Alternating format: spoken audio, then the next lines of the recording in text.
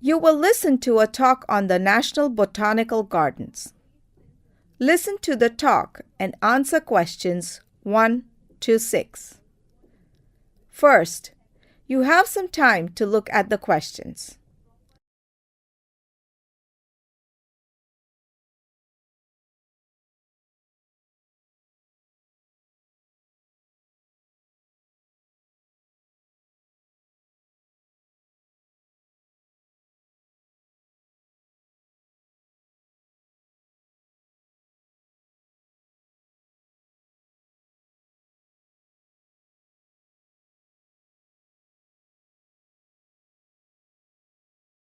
Listen and answer questions 1 to 6. Good morning and welcome to the National Botanical Gardens. I'm your guide, Lisa, for the garden tour. This garden is a step closer towards the conservation of Indigenous trees that are essential to the regional vegetation. Since it is a planned project, it also becomes a useful centre for research on the conservation of plant species. Actually, this region is too big to be called a garden. It covers about 30 hectares of land, which is protected by the Central Forest Service management of the country. As you can see in this map, there are no concrete structures anywhere in this area. You'll see only landscapes and narrow paths lightly cleared for walking. These special pathways are called the garden walks. We are here at the Botanical Garden Office, and there's an L-shaped garden walk from here right up to the forest zone. The first square section on the left is the nursery, with saplings of some of the most exotic plants and trees. You can buy everything you like when we complete the tour.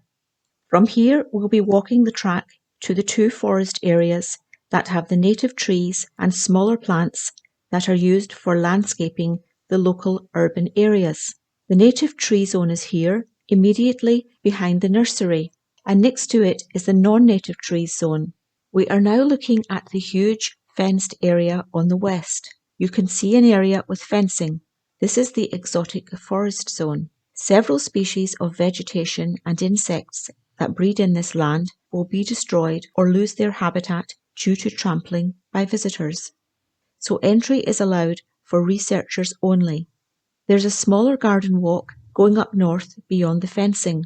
It leads to the research centre, which is built of eco-friendly construction material, has natural heating and cooling technology, and uses solar energy.